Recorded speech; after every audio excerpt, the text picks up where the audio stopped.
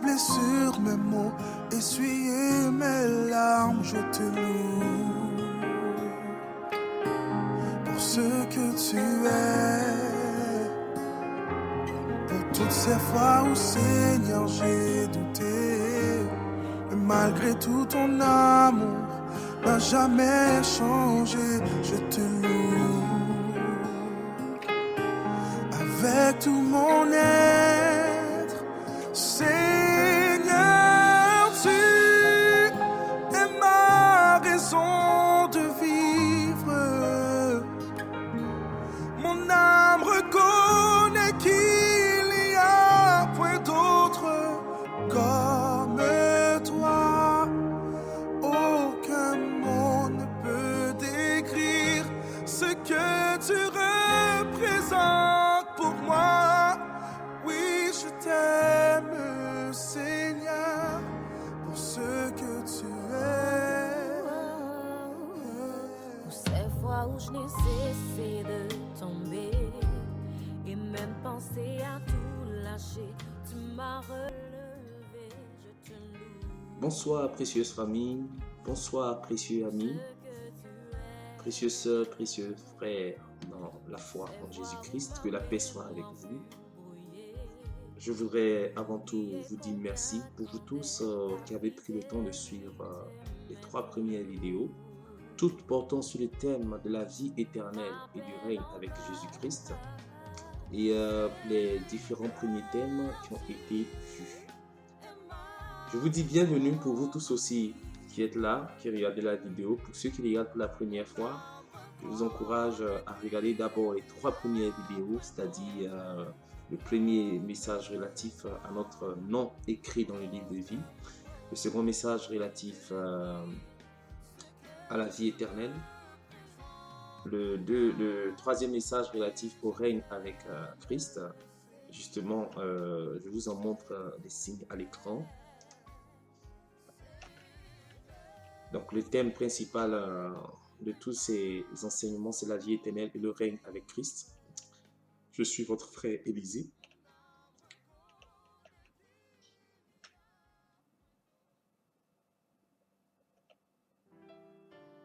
Donc nous avons vu inscription dans le livre de vie, la vie éternelle,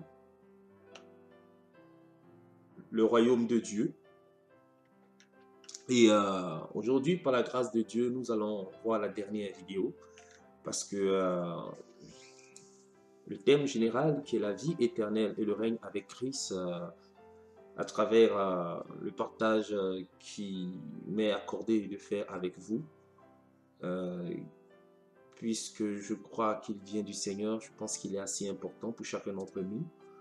Donc, il répondra jusqu'à un certain niveau par rapport à la croissance spirituelle de chacun d'entre nous, et le Seigneur encore, avec le temps, ajoutera encore plus.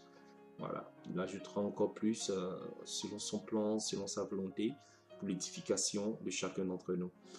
Et la vie éternelle et le règne de Jésus-Christ est reparti en 4 points. Le premier point, c'est l'inscription dans le livre de vie. Le deuxième point, c'est la vie éternelle. Le troisième point, c'est le royaume de Dieu. Et le point que nous allons aborder aujourd'hui sera la résurrection pour le règne avec le Seigneur Jésus-Christ. Alors, plus que jamais, l'essentiel de notre foi,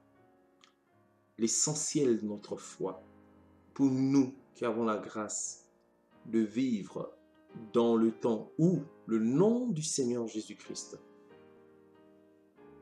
le nom du Fils de Dieu, le nom du Sauveur, de tous ceux qui auront foi en Dieu et qui mettront leur foi en Christ. Alors, c'est vraiment une grâce parce que par le moyen de cet homme, il y a tout un peuple, il y a toute une population qui pourra hériter du royaume de Dieu. Et cela relève d'une très grande importance pour Dieu. Nous aurons l'occasion de le voir tout au long du partage. Et plus que jamais, ce partage est vraiment assez important parce que dans plus d'un mouvement relatif à la foi en Christ, relatif à la foi en Jésus-Christ, l'importance n'est pas axée sur la nécessité de pouvoir hériter du royaume de Dieu. L'importance n'est pas axée sur la nécessité pour les croyants de nos temps, de nos jours, de pouvoir hériter du royaume de Dieu, de pouvoir régner avec Christ. Souvent, le message est apporté sur le fait d'avoir la vie éternelle, de croire et d'être sauvé. Mais il y a cette difficulté, la plupart du temps, à entrer dans l'essentiel de notre période. Parce que pour Dieu, l'essentiel de notre période, c'est que au-delà de ce que nous ayons la vie éternelle, c'est que nous régnons avec Christ. Nous aurons l'occasion de le voir à travers les Écritures, à travers la parole de Dieu. C'est peut-être choquant ce que je dis, mais en examinant les Saintes Écritures, certainement que nous en tirerons de quoi pouvoir nous aider à mieux comprendre. Donc c'est parti. Merci pour votre présence et que le Seigneur bénisse ces instants que nous allons passer ensemble, qu'il dispose nos cœurs et que nous soyons tous gardés de tout ce qui ne vient pas de lui. En tout cas, soyez gardés de ce qui ne vient pas de lui. Par rapport à tout ce que je vais dire, s'il y a des choses qui ne viennent pas du Seigneur, que cela n'ait aucun impact sur vous et que cela n'ait point de succès sur vous, que cela soit éloigné. Sinon, si tout vient du Seigneur, alors puissiez-vous recevoir l'essentiel pour votre édification, pour notre édification. Parce que moi-même, souvent après, je réécoute et ça me fait du bien parce que ça ne vient pas de moi. Même si je ne suis qu'un instrument, je ne suis que entre les mains un instrument de Dieu. Voilà, je ne suis pas grand-chose. Et c'est le Seigneur qui est tout. Et moi, souvent, je peux m'asseoir et écouter les messages des hommes de Dieu et des frères qui apportent des paroles d'édification vraiment assez édifiantes, de certaines sœurs qui partagent vraiment des témoignages vraiment fortifiants et édifiants. Et même ce que je partage maintenant, je m'assois après et je réécoute. Et il y a des choses que je tire vraiment pour mon édification aussi, parce que ça ne vient pas de moi, ça vient du Seigneur. Donc, j'espère que par votre examen des Saintes Écritures et par votre vérification des choses, vous en serez aussi édifié et vous pourrez prendre ce qui est bon, ce qui est fortifiant pour vous. Et le Seigneur fera le reste. Que la paix du Seigneur soit avec vous. C'est parti pour notre moment. Donc, aujourd'hui, nous allons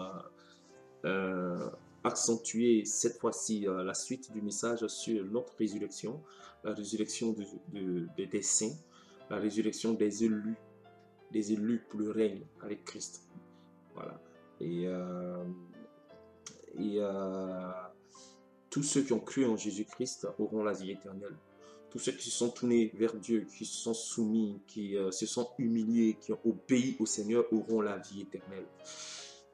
Mais parmi eux, il y aura un nombre spécial qui va régner avec Christ. Et c'est ce que nous avons essayé d'aborder dans la dernière vidéo, c'est-à-dire la vidéo 3. Et aujourd'hui, nous allons entrer un peu plus en détail par rapport à la résurrection de tous ceux qui croient en Jésus-Christ et leur règne avec lui. Alors, on va lire ce premier verset dans 1 Thessaloniciens au chapitre 4, à partir du verset 16. Jean aux 7 églises qui sont en Asie, que la grâce et la paix vous soient données de la part de celui qui est, qui était et qui vient, et de la part des 7 esprits qui sont devant son trône, de la part de Jésus-Christ, et le témoin fidèle, le premier-né des morts, et le prince des rois de la terre. À celui qui nous aime, qui nous a délivrés de nos péchés par son sang, et qui a fait de nous un royaume de sacrificateurs pour Dieu son Père, À lui soit la gloire et la puissance au siècle des siècles. Amen. Voici, il vient avec les nuées, et tout œil le verra, même ceux qui l'ont percé, et toutes les tribus de la terre se lamenteront à cause de lui. Oui, amen. Alors, dans ce verset, tout simplement, vous pouvez voir toutes les différentes parties qui sont abordées. Naturellement, le Seigneur Jésus-Christ reviendra. Après sa résurrection, la Bible le qualifie d'être le premier-né des morts. Le premier-né des morts. Jésus a ressuscité des gens durant son ministère. Mais malgré qu'ils euent été ressuscités, ces personnes n'ont pas eu le poste de premier-né des morts. C'est-à-dire même après leur résurrection, ils n'ont pas eu le poste de premier-né des morts. Et le seul qui a eu ce poste relatif au premier-né des morts, c'est Jésus. Alors cela a un sens vraiment assez profond. Il faut aller comprendre les choses. En réalité, à travers la mort physique, il se passe des choses. Quand Adam et Ève ont mangé le fruit de l'arbre de la connaissance du bien et du mal, le nombre de leurs jours a été limité. Voilà. Et ils ont connu la mort physique. C'était une conséquence relative à la désobéissance à la volonté de Dieu, à la parole de Dieu. Et tous les hommes qui sont sortis d'Adam et Ève avaient la mort déjà en eux. Bien qu'ils naissaient, bien qu'ils avaient déjà la mort en eux. Et ils étaient tous des morts.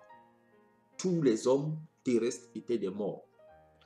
Alors, vous allez dire, oh, qu'est-ce que je suis en train de dire? Qu'est-ce qu'il est en train de dire? Si Dieu est la vie, naturellement, nous ne sommes pas Dieu. Alors que sommes-nous? Mais la vérité est que le moment où les hommes allaient mourir était plus ou moins planifié dans la vie de tous les hommes, en fait. Mais quand Jésus il est venu, il est le premier homme par rapport au plan de salut que Dieu avait prévu pour tous les humains. Il est le premier homme à sortir de la mort. Voilà pourquoi il est qualifié comme le premier-né des morts dans ce verset que nous avons lu.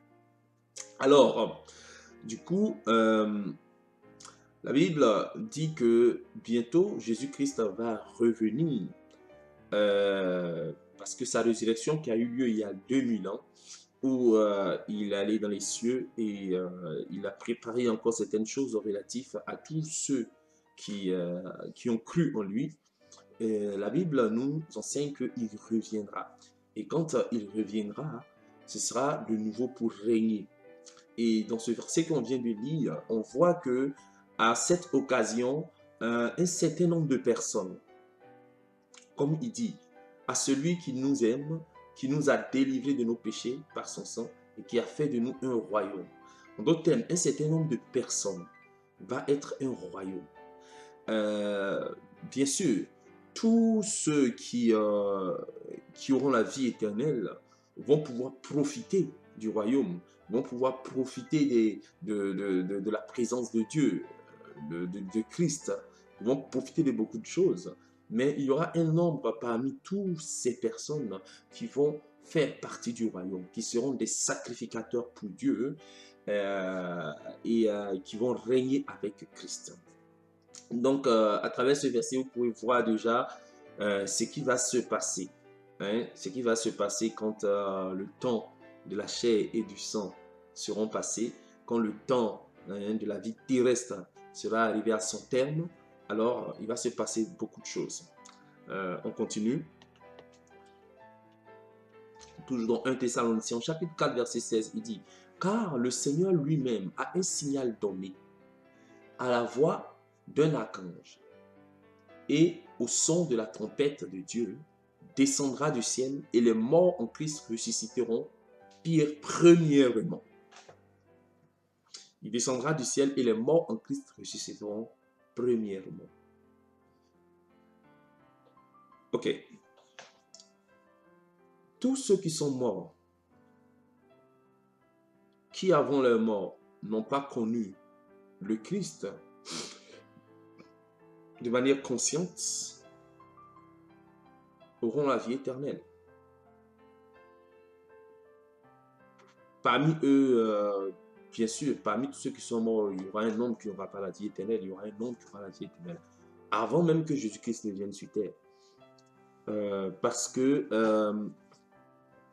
tous ceux qui n'auront pas la vie éternelle sont ceux qui, d'une manière ou d'une autre, que ce soit même après leur vie terrestre, ou même pendant leur vie terrestre, n'ont pas cru en Jésus, n'ont pas accepté de croire en Jésus, et n'ont pas accepté non plus d'avoir la grâce de Dieu d'être sauvés en pratiquant certaines actions que Dieu leur permettait de pratiquer pour être sauvés, non pas par rapport à leur intelligence ou leur capacité, mais parce que Dieu leur accordait cette opportunité de pratiquer ces actions-là, pour que même quand ils vont mourir, après, le Seigneur va aller là où ils sont pour encore une fois de plus leur parler pour qu'ils croient en Jésus.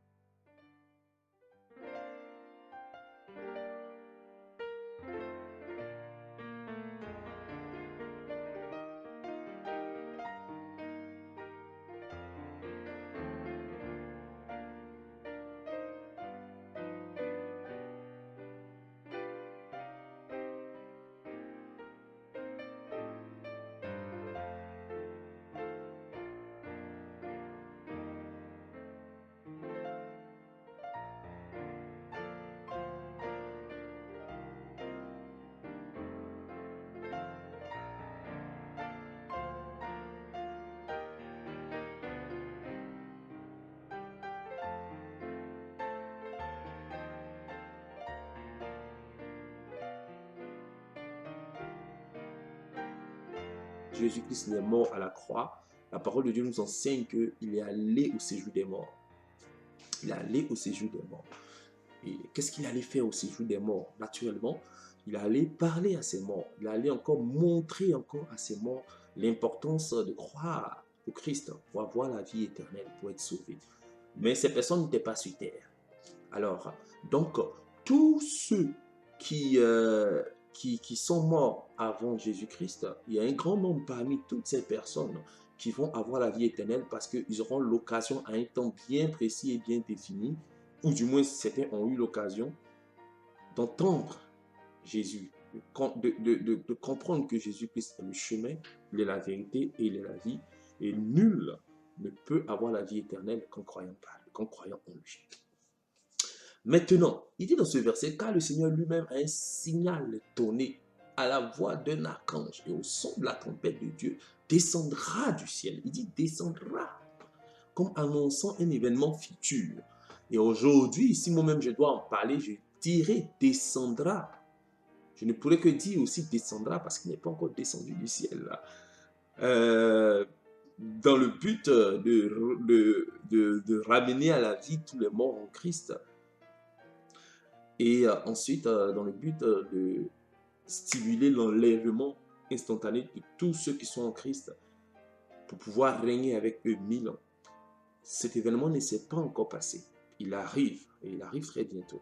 Et il est important pour nous de savoir que avant que le règne de Christ s'établisse sur terre, ces événements doivent se passer. Ces événements doivent se passer. On aura l'occasion de revenir là-dessus dans un autre message en parlant du timing relatif à tous ces événements, ce que la Bible en dit. Une fois de plus, ce que la Bible en dit. Je ne voudrais pas tirer des idées personnelles, des pensées personnelles ou bien des interprétations. Non, je voudrais me localiser exclusivement sur ce que la Bible dit. Donc nous allons revenir là-dessus plus tard. Mais pour l'instant, souvenons-nous que à la voix d'un archange, au son de la trompette de Dieu, le Christ descendra du ciel et les morts en lui vont revenir à la vie, ils vont ressusciter plénièrement. Les morts en Christ. Les morts en Christ, c'est relatif à ceux qui sont morts à cause du témoignage de Jésus-Christ, à cause de la vie que Jésus-Christ leur a demandé de mener et qu'ils ont menée. Ceux qui sont morts à cause des persécutions, ceux qui sont morts à cause des tribulations, à cause de leur foi en Christ. Voilà pourquoi on dit les morts en Christ. Parce que le Christ, tel qu'il est appelé, n'était pas celui qui était annoncé avant la naissance de Jésus-Christ. Il y avait l'espérance, à la venue d'un Messie. Mais les gens ne mourraient pas à cause de ça. Les gens ne mourraient pas à cause du Christ, ne mourraient pas avec le nom de Christ, ne mourraient pas en Christ. Maintenant, il y a une population après le Seigneur Jésus qui a commencé à mourir en Christ. Et c'est de ceux-là, à cause de leur obéissance à Dieu, en gardant les enseignements du Seigneur Jésus-Christ, à cause de leur soumission à Dieu, en gardant les enseignements du Seigneur Jésus-Christ. Je vous en supplie, très chers bien-aimés, très chers frères et sœurs, lisez les 4 évangiles, lisez les 4 livres, Matthieu, Marc, Luc et Jean, pour saisir avec beaucoup d'importance tous les enseignements du Seigneur Jésus, tous les conseils du Seigneur Jésus. Faisons-le, lisons cela pour saisir les conseils du Seigneur Jésus. Si vous me voyez, moi, votre frère Élisée, dans mon attitude, avoir des actions, des pratiques ou des paroles qui ne sont pas relatives aux attentes du Seigneur Jésus dans ma vie, alors donnez-moi, reprenez-moi, montrez-moi ce que le Seigneur attend réellement et ça m'aidera, ça me sauvera. Et pareillement, pour vous, je le ferai aussi. Et le plus important pour nous aujourd'hui qui croyons en Christ, qui croyons en Dieu, c'est de faire très attention aux paroles de Jésus, de les recevoir, de les examiner, de les prendre, celles qui sont rentrées dans nos cœurs, de les mettre en pratique, de marcher en Christ, de garder sa parole, de vivre pour lui. Voilà, il y a beaucoup de choses que le Seigneur Jésus a dit dans la parole. Et il est important qu'on en fasse très attention, qu'on en prenne connaissance, qu'on examine et qu'on prie, voilà, afin que le Seigneur nous aide à marcher selon sa volonté. Et s'il arrive durant toute notre vie terrestre que nous finissons par mourir dans notre vie en Christ, dans notre foi en Christ, alors la parole nous définira et nous qualifiera comme des morts en Christ. Alors la Bible révèle que ces morts en Christ vont ressusciter quand Christ reviendra. On continue. Il dit au verset de Apocalypse chapitre 20, verset 4 au verset 6. Et je vis des trônes, et à ceux qui s'y assirent fut donné le pouvoir de juger, Et je vis les âmes de ceux qui avaient été décapités à cause du témoignage de Jésus et à cause de la parole de Dieu. Et de ceux qui n'avaient pas adoré la bête, ni son image, et qui n'avaient pas reçu la marque sur leur front et sur leurs mains. Alors ici, quand on dit « je vis les âmes de ceux qui avaient été décapités à cause du témoignage de Jésus-Christ et à cause de la parole de Dieu », on fait référence à deux types de personnes. Quand on dit à cause de la parole de Dieu, alors certains vont dire, donc si c'est à cause de la parole de Dieu, il n'était pas forcément né pendant que Jésus-Christ avant que il n'était pas forcément né avant Jésus, ou du moins ça né dans l'ancien temps, voilà, avant que Jésus ne vienne sur terre. Non, il ne s'agit pas de ceux-là, en fait. Ceux qui gardent la parole de Dieu, dont il est question dans ce verset, ou du moins ce qu'on dit à cause de la parole de Dieu, c'est tous ceux qui vivent par la parole de Dieu, qui partagent publiquement la parole de Dieu en Christ. Voilà, donc c'est la précision là de ce verset, en Christ. Ceux qui en Christ partagent la parole de Dieu. C'est spécialement par rapport à ceux-là qu'on parle. Parce que ceux qui vont vivre la résurrection dont il est question ici, en Christ, sont ceux qui, dans les enseignements de Christ, dans la vie de Christ, dans l'obéissance à la parole de Christ, ont démontré toute leur soumission à Dieu. Voilà.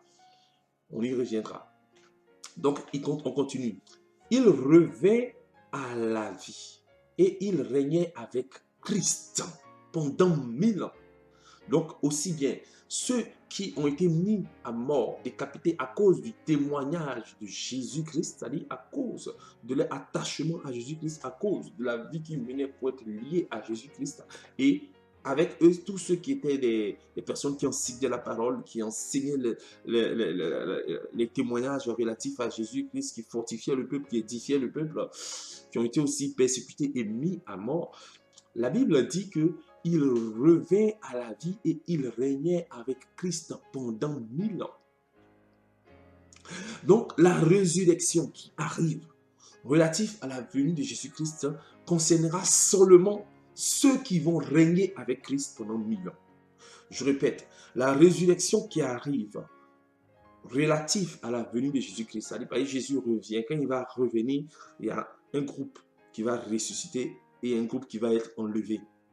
Donc, le premier, c'est-à-dire tous les deux groupes-là, ceux qui vont ressusciter et ceux qui vont être enlevés, c'est le même groupe prophète. Mais d'abord, il y a un groupe qui va d'abord ressusciter.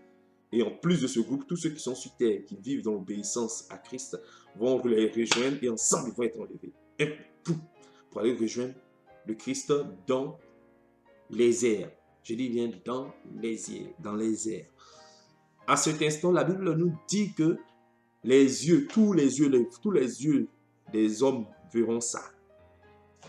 Tous les yeux des hommes verront ça. Qu'ils soient croyants, qu'ils ne soient pas croyants. Tous les yeux des hommes verront ça. Bon, cela semble opposé et contradictoire à ceux qui enseignent qu'il y aura un enlèvement. Ça va se passer invisiblement. Et pendant 7 ans, les gens vont rester comme ça. Et au bout de 7 ans, le Christ va revenir. Ok, je ne voulais pas entrer dans une contradiction de cela maintenant. Cependant, par rapport à ce qui est écrit, et on reviendra plus tard si c'est un verset relatif à ça, peut-être pas dans cette vidéo, où on verra clairement que quand Christ viendra, en tout cas, tout œil le verra. Voilà. Donc, il revient à la vie et il régnait avec Christ pendant 1000 ans. Les autres morts ne reviennent point à la vie jusqu'à ce que 1000 ans fussent accomplis. Et c'est la première résurrection. Heureux et saints ceux qui n'ont pas dans la première résurrection. La seconde mort n'a point de pouvoir sur eux.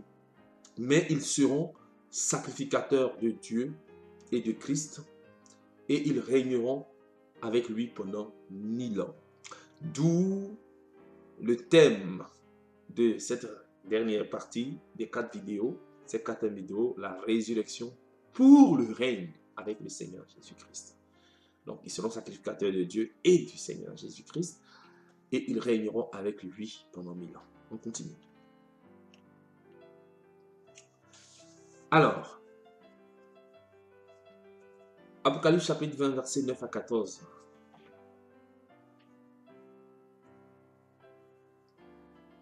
On va lire ce verset. Et ils montèrent sur la montagne de la terre, et ils investirent le camp des saints et la ville bien-aimée. Mais un feu descendit du ciel et les dévora. Et le diable qui les séduisait fut jeté dans l'étang de feu et de soufre, où sont la bête et le faux prophète. Et ils seront tourmentés nuit et jour au siècle des siècles. Puis je vis un grand trône blanc, et celui qui était assis dessus. La terre et le ciel s'enfuirent devant sa face, et il ne fut plus trouvé de place pour eux. Et je vis les morts, les grands et les petits, qui se tenaient devant le trône. Des livres furent ouverts, et un autre livre fut ouvert, celui qui est le livre de vie.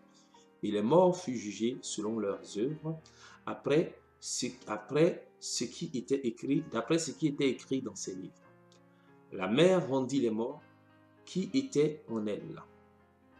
La mort et le séjour des morts rendit les morts qui étaient en eux. Et chacun fut jugé selon ses œuvres.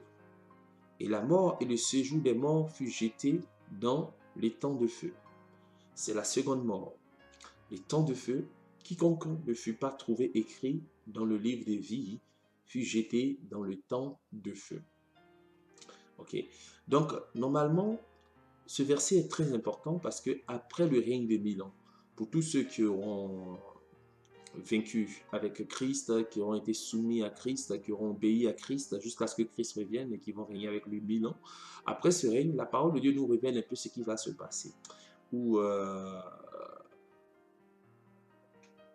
diable va investir le camp des saints, la ville des bien-aimés, mais un feu va descendre du ciel et va le dévorer. Et non, il dit, et ils montèrent sur la surface de la terre et ils investirent, en parlant des esprits impurs et des démons. Ce n'est pas le diable directement, mais ce sont d'autres esprits, d'autres démons. Par contre, ce qui concerne le diable qui les séduisait fut jeté dans les temps de feu et de soufre, et où sont la bête et le faux prophète, et ils seront tourmentés jour et nuit au siècle des siècles. Donc, cela ne concerne pas la première venue de Jésus. C'est-à-dire la première venue, enfin, la prochaine venue du Seigneur Jésus-Christ, où tous ceux qui lui auront été soumis vont régner avec lui.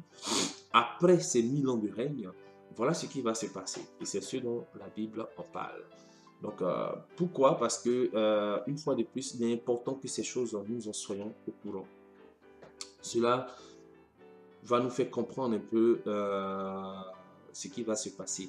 Souvenons-nous qu'il parle ici du livre de vie. Et comme je l'ai dit dans la vidéo 1, vous pouvez la regarder encore. Et j'en suis aussi revenu aussi bien dans la vidéo 2 comme dans la vidéo 3. J'ai insisté pour dire que dans le livre de vie, c'est là écrit le nom de tous ceux qui auront la vie éternelle. Mais pas forcément le nom de ceux qui vont régner avec Christ. Pas exclusivement, si vous voulez. Parce que naturellement, ceux qui vont régner avec Christ auront leur nom écrit dans le livre de vie. Mais c'est pas parce que ton nom est écrit dans le livre de vie que tu vas régner avec Christ. La preuve en est ici. C'est seulement après le règne de 1000 ans que tous ceux qui sont morts dont le nom était écrit dans le livre de vie vont être ressuscités. Eux, ils vont être ressuscités pour la vie éternelle, mais aussi ils vont aussi profiter, voilà, du royaume de Dieu, c'est-à-dire de ceux qui règnent avec Christ, tout ce qu'ils peuvent apporter à ce nombre infini de ceux qui ont la vie éternelle. Ils pourront profiter de ça. Ils ne feront pas partie des sacrificateurs, de ceux qui règnent avec Christ. On continue. Dans Apocalypse chapitre 21, versets 1 à 2. Puis je vis un nouveau ciel et une nouvelle terre, car le premier ciel et la première terre avaient disparu, et la mer n'était plus. Et je vis descendre du ciel d'auprès de Dieu, la ville sainte, la nouvelle Jérusalem, préparée comme une épouse qui s'est parée, qui s'est parée pour son époux. Une épouse qui s'est parée pour son époux. Alors, quand nous avons parlé de la résurrection, la première résurrection, qui va se passer 1000 ans avant la résurrection de tous ceux qui ont la vie éternelle. Tous ceux qui ont la vie éternelle, mais qui pour l'instant sont comme au séjour des morts qui se reposent. D'autres sont au paradis, d'autres dorment, d'autres... En tout cas, ils se reposent pour l'instant, où qu'ils soient. Et avant la résurrection de tous, il y aura un groupe qui va résister 1000 ans avant pour régner avec Christ sur terre. Mais leur règne avec Christ sera quelque chose d'éternel. Voilà pourquoi ici, quand on parle, les versets qu'on lit là, le premier verset qu'on a lu tout à l'heure par rapport à Apocalypse chapitre 20, verset 9 à 14, voilà. Et ce verset ensuite qu'on lit dans Apocalypse chapitre 21 est relatif toujours à la résurrection des saints, mais pas des saints qui ont forcément régné avec Christ pendant 1000 ans, de ceux qui auront la vie éternelle pour tout le temps. Mais aussi, on parle aussi de ceux qui vont régner avec Christ aussi. Voilà, on parle de la ville sainte par exemple ici. Et la Bible révèle aussi que ceux-là qui vont régner avec Jésus-Christ, non seulement qu'ils auront accès à la ville sainte, mais aussi ils vont y vivre. Ils vont y vivre. Ils seront comme des sacrificateurs. Donc, ils auront vraiment un accès, mais aussi ils vont y vivre. Par contre, un nombre indéfini de personnes qui auront la vie éternelle pourront profiter de l'impact de la ville sainte, mais ils ne pourront pas y vivre, ni seront pas installés. Ils pourront profiter de l'impact. Voilà. Donc, ce n'est pas eux tous qui pourront y vivre. Voilà. Mais ils pourront profiter de l'impact. C'est naturel, c'est normal. Voilà. Donc, voilà pourquoi on parle de la ville sainte, on parle de la Nouvelle Jérusalem, préparée comme une épouse qui s'est parée pour son époux. On continue. Il dit, puis je vis un nouveau ciel et une nouvelle terre, car le premier ciel et la première terre avaient disparu, et la mer n'était plus. Alors, le premier ciel et la première terre qui avaient disparu, une fois de plus, c'est le ciel qu'on connaît. Ce n'est pas le ciel où Dieu vit, non, c'est le ciel physique, le ciel terrestre. Et la terre aussi terrestre qui est là. Les deux disparaîtront. Il y a des mouvements religieux très publics et très célèbres qui enseignent que c'est une manière de parler, ça, ce verset-là. Voilà, que c'est une manière de parler. Voilà, où il dit, puis je vis de nouveau le ciel et un nouveau ciel et une nouvelle terre, car le premier ciel et la première terre avaient disparu. Eux, ils disent que c'est une manière de parler. En réalité, que la terre qui est là, ça ne va jamais disparaître. Mais ça va être amélioré, ça va être... Bon, ce verset, au fait, de la manière qu'il est évoqué, il y a plusieurs autres versets qui parlent de la même chose, qui affirment que aussi bien le ciel physique qui est actuellement, que la terre physique sur laquelle nous sommes seront détruits. Ils seront détruits. Et même l'océan comme on connaît n'existera plus. Il n'y aura plus la mer. Il n'y aura plus la mer, l'océan comme on connaît. Ça n'existera plus. Quelque part, cela est très important. Cela a son sens parce que dans la suite, on va voir des choses un peu spéciales. Tout de suite. Et ça a vraiment son sens parce que cela révèle la grandeur de Dieu. Il dit par exemple, et je vis descendre du ciel d'auprès de Dieu la ville sainte. Alors il y a une ville qui va descendre du ciel. Et cette ville, la Nouvelle Jérusalem, paraît comme une épouse, préparée comme une épouse, illustrée un peu comme l'épouse de Christ, la Nouvelle Jérusalem. Elle va descendre du ciel. La Nouvelle Jérusalem va descendre du ciel. Et si on continue, il dit ici, celui qui me parlait avait pour mesure un roseau d'or.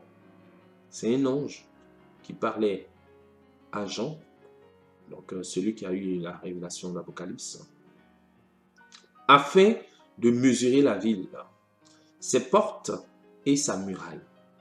La ville avait la forme d'un carré. et sa longueur était égale à sa largeur. Il mesura la ville avec le roseau et trouva 12 000 stades. Alors, il mesure la ville avec le roseau et il trouve 12 000 stades. La longueur, ce qu'il mesure, c'est la longueur. Il mesure la largeur et il mesure la hauteur. On était égal. Voilà. Donc, la largeur, tout ça, c'était égal. Donc, voilà. Et ce détail est vraiment assez intéressant parce que ça nous parle un peu de Jérusalem. Parce que la ville ici dont il est question, c'est Jérusalem. Comme on peut voir ici, par exemple, il dit, par exemple, la nouvelle Jérusalem, préparée comme une épouse qui s'est parée pour son époux. Et il parlait d'elle comme la ville qui descendait des cieux. Je vis descendre du ciel auprès de Dieu, la ville sainte. Et c'est toujours question de cette ville sainte, quand on continue, c'est d'elle, il parle ici dans le chapitre 21 de l'Apocalypse, chapitre 15, verset 15 à verset 16. Et il parle, par exemple, de 12 000 stades. Nous avons pris le temps, durant tout cet enseignement, de parler du livre de vie. Je fais rapidement quelques petits rappels. Parler du livre de vie dans lequel votre nom est écrit, c'est une pure grâce parce que c'est relatif à la vie éternelle. Il n'y a aucun mérite, que ce soit pour ceux qui étaient avant Jésus-Christ, pour tous ceux qui étaient là pendant que Jésus-Christ était vivant et physiquement sur la terre avec eux. Et il est toujours vivant, mais maintenant il est dans les cieux. Et tous ceux qui ont vécu après Jésus jusqu'à aujourd'hui, en tout cas les hommes sur cette terre dont le nom est écrit dans le livre de vie, ceux même qui ne sont pas encore nés, qui vont bientôt naître, c'est une grâce, c'est un cadeau, ce n'est pas par rapport à les œuvres. On a vu ça. On a vu aussi dans la vidéo numéro 2 tout ce qui est relatif à la vie éternelle, tout ce qui est relatif à la vie éternelle en Christ. On a vu aussi après ce qui est relatif au royaume de Dieu, qui était vraiment, en plus du fait que ton nom est écrit dans le livre de vie, il est important que tu vives comme Christ attend que tu vives pour que tu puisses hériter du royaume de Dieu. Sinon, tu vas vivre éternellement, mais tu ne vas pas être actif dans le royaume de Dieu. Voilà. Donc, on a vu ça maintenant. Donc, la 4e vidéo, c'était la résurrection pour régner avec Jésus-Christ. Voilà.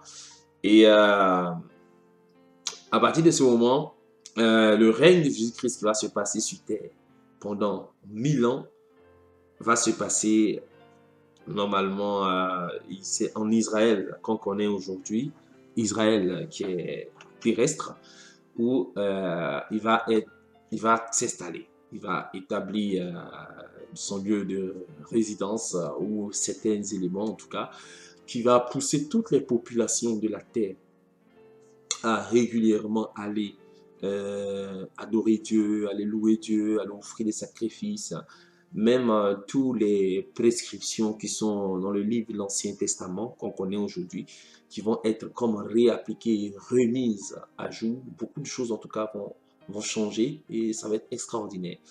Et tout cela va se passer à Jérusalem, que nous connaissons actuellement.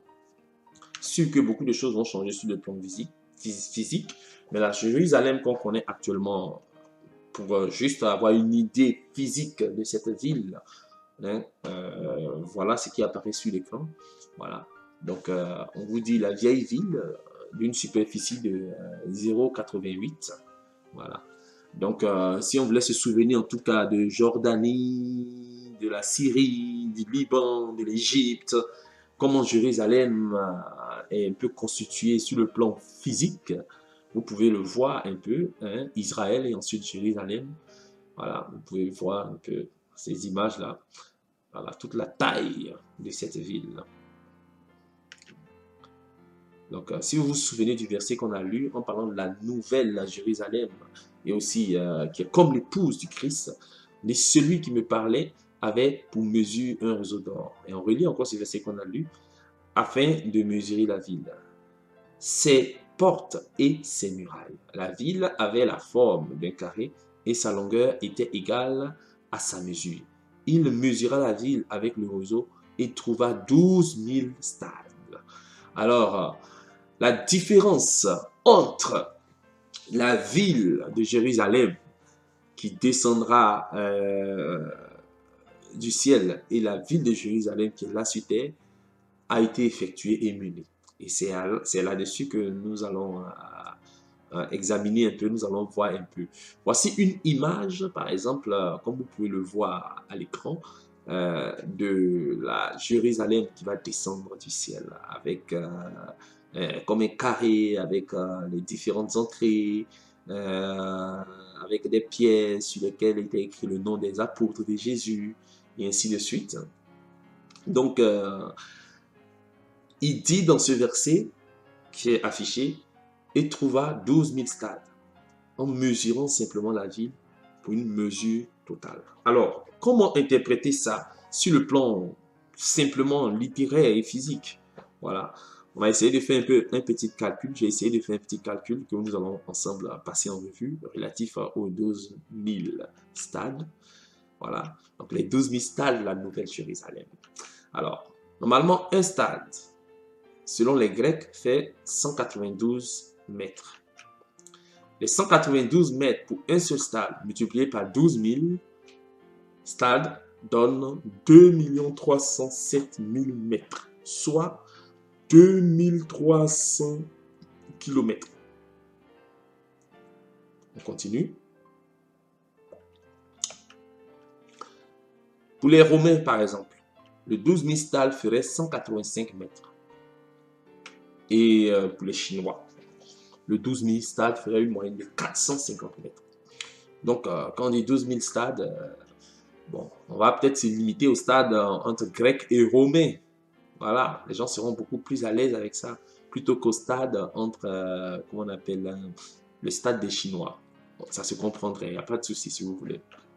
Alors, donc, la superficie actuelle de la ville de Jérusalem s'étend sur 126 km². Si on part à partir de 12 000 stades, alors la superficie de la Jérusalem qui va descendre des cieux va faire 5 millions de km². On parle juste de la superficie. Elle va faire 5 millions de km². C'est relatif aux dimensions des quatre côtés, c'est-à-dire longueur, largeur, même mesure. Donc, que ce soit le nord, le sud, l'est, l'ouest, tous les côtés. Quand tu multiplies côté par côté d'un carré, tu as la superficie, c'est la superficie qui est là. Alors, si on passe sur la base des 12 000 stades, on continue. Alors, relatif à la hauteur, alors il suffit juste de diviser les 12 000 stades en 4. Alors, on a la mesure d'un côté. Voilà, on a la mesure d'un côté. Et c'est la même mesure que la hauteur, c'est-à-dire 3 000 stades. Voilà. Donc, la ville, il mesura la ville avec le roseau et il trouva 12 000 stades. La longueur, la largeur et la hauteur étaient égales, c'est-à-dire ils avaient la même mesure. Donc, la mesure de la ville de la Nouvelle Jérusalem, son périmètre vaut 12 000 stades. C'est le périmètre qu'il a mesuré, selon le verset. Vu l'égalité de ses côtés et la hauteur égale aux côtés, on a un cube immense. On a un cube immense. Alors, la mesure d'un côté ferait normalement 3 000 stades. Alors, selon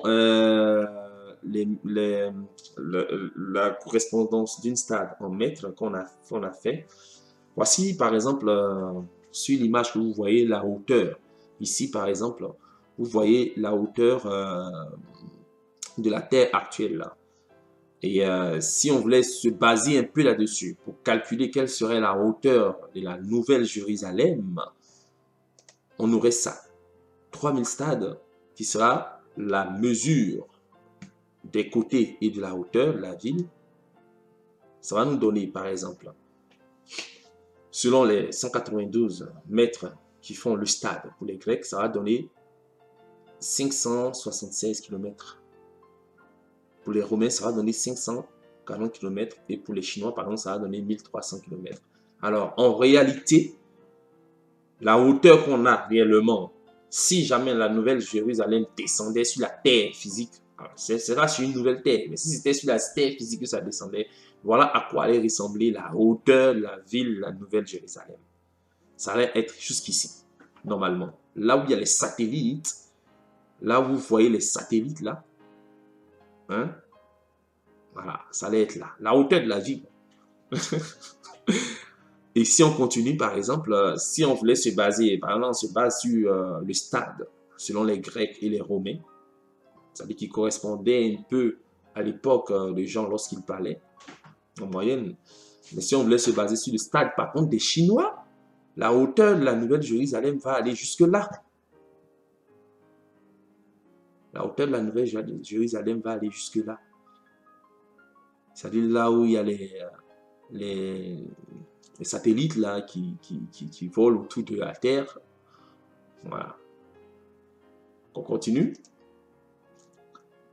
Alors, donc, selon les 12 000 stades, vous pouvez voir un peu sur l'écran quelle pourrait être la superficie totale de la Nouvelle Jérusalem.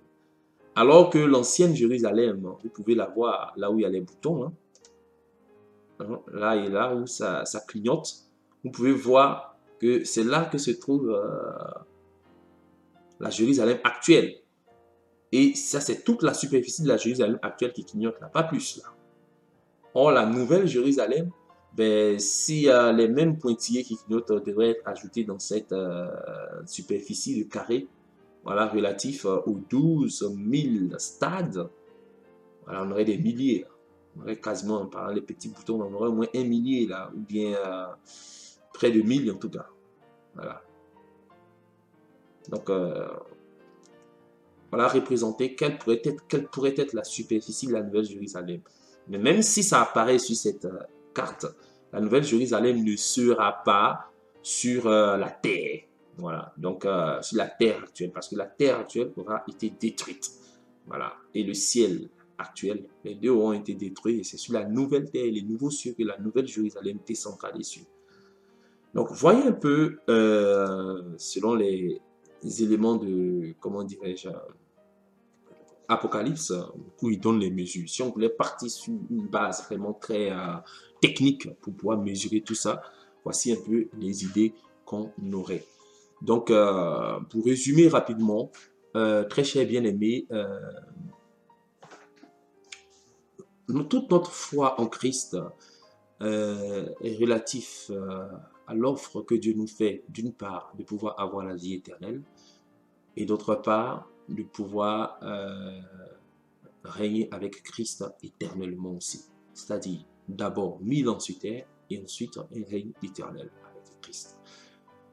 Je vous en supplie, examinez les Écritures pour voir cela.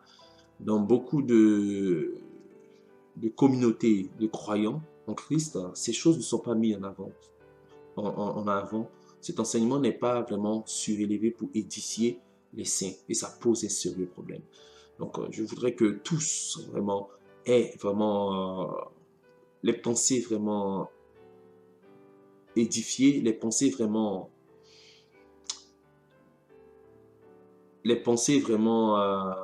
excitées, de pouvoir examiner ces choses, vérifier ces choses, pour pouvoir tirer le meilleur profit.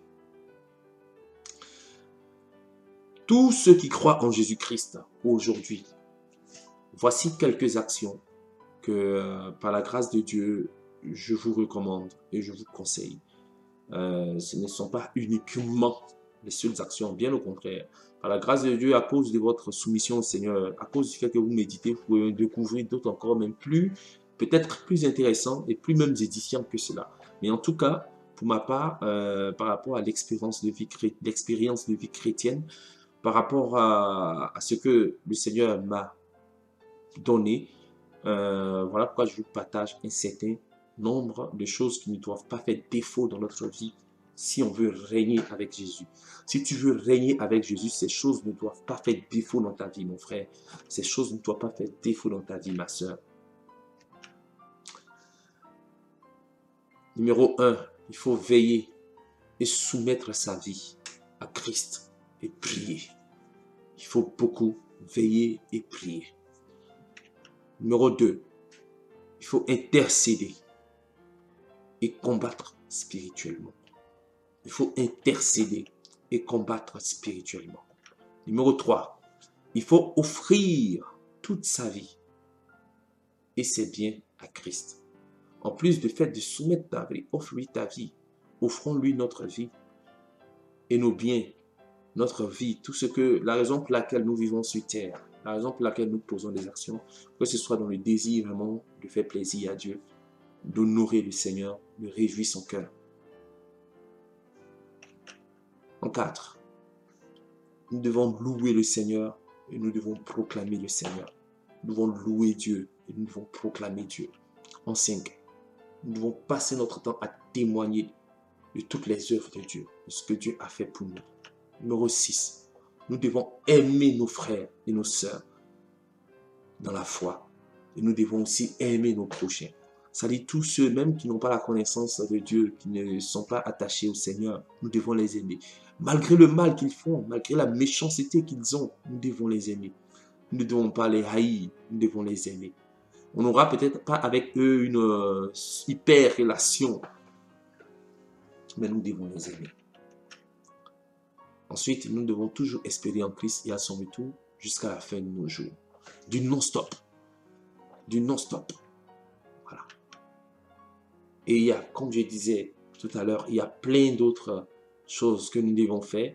J'ai essayé de souligner certaines des choses très essentielles, mais il y a plein d'autres choses aussi pour chacun d'entre nous que nous devons faire pour être qualifiés pour le règne. Je dis bien qualifiés pour le règne. Je ne parle pas ici de manière spéciale de la vie éternelle. Encore une fois, la vie éternelle, c'est une grâce. Mais le règne avec Christ, on va plus loin. On va vraiment plus loin. Voilà. Donc, déjà que vous avez la grâce de recevoir tout, il y a d'autres qui vont encore prendre beaucoup plus au sérieux les choses de Dieu et qui vont vivre comme Dieu veut. Mais il y a d'autres qui vont aller toujours en moitié, altération et autres. Ça ne va pas leur faire perdre la vie éternelle parce qu'ils ont cru en Jésus. Mais ils ne pourront pas être qualifiés pour le règne avec Christ. Voilà. Donc, très chers bien-aimés, le message tire à sa fin. Je tiens avant tout à vous remercier d'avoir pris le temps de suivre aussi bien la vidéo 1, la vidéo 2 et la vidéo 3 et 4. Et on arrive au thème de notre partage. Je crois que je vous ai donné l'essentiel de la chose. Bien sûr que par votre examen des choses, par vos recherches, vous allez trouver encore des choses encore plus édifiantes, encore plus intéressantes. Et je ne peux que dire gloire à Dieu pour cela. Si toutes ces paroles vous ont aidé à pouvoir être édifié et vous ont aidé à pouvoir avoir des attitudes qui honorent le Seigneur, qui réjouissent le cœur du Seigneur, alors vous êtes bénis. Juste un rappel avant de vous laisser. Le thème de toutes ces vidéos est relatif à la vie éternelle et le règne avec Christ. Et moi, je suis le frère Élisée. Voilà. La raison pour laquelle Dieu encore me maintient sur cette terre, c'est pour travailler pour lui dans le but de faire du bien à son peuple, dans le but d'aider le maximum parmi son peuple à pouvoir régner avec Christ. Voilà, à pouvoir régner avec Christ. Voilà, donc moi, mon plus grand désir, mon plus grand intérêt, c'est de régner avec Christ. Voilà, pour la vie éternelle, je suis purement dans cette grâce que Dieu m'a accordé de croire en Jésus. Voilà, c'est une grâce, ni par les œuvres, afin que personne ne se glorifie au devant de Dieu. Voilà, et même nous-mêmes qui par les œuvres allons nous battre pour hériter du royaume des cieux, pour hériter du royaume des cieux et régner avec Christ, on ne va pas se glorifier. Voilà, on n'aura aucune attitude orgueilleuse. Voilà, qui dit que voyez, je mérite. Non, c'est une grâce aussi. C'est une grâce aussi. Voilà. En tout cas, que le Seigneur vous bénisse. Comme je disais, la première vidéo a porté sur l'inscription de votre nom dans le livre de vie. Vous devez savoir comment cela s'est passé, quand cela s'est passé Et à cause de quoi cela s'est passé? Alors, regardez la vidéo 1. La vidéo 2, vous pouvez voir la première importance du Christ, du Seigneur Jésus, qui est la vie éternelle qu'il nous accorde. Et c'est une grâce, voilà, qui n'est pas basée sur des œuvres. Ensuite, le royaume de Dieu, voilà, qui est déjà là, plus ou moins, sur le plan spirituel, dans la vie de tous ceux qui marchent selon la volonté de Christ. Ils régneront avec Christ. Voilà, lorsque Christ va venir établir de manière physique et absolue et totale ce règne sur terre, voilà, pendant 1000 ans. Et ensuite, on a la quatrième vidéo, la résurrection pour le règne avec le Seigneur Jésus-Christ. La résurrection pour le règne avec le Seigneur Jésus-Christ. Que la paix de Dieu soit avec vous. Regardez de nouveau les 4 vidéos et n'hésitez pas à laisser des commentaires. N'hésitez pas aussi à frapper sur j'apprécie. Si vous n'appréciez pas, n'hésitez pas à frapper aussi j'apprécie pas du tout. Et si vous avez des références complémentaires qui viennent soutenir, qui viennent renforcer, qui viennent convaincre tous les différents points qui ont été abordés, ce serait un honneur de vous les voir les poster, voilà, et aussi de vous enregistrer aussi sur la page.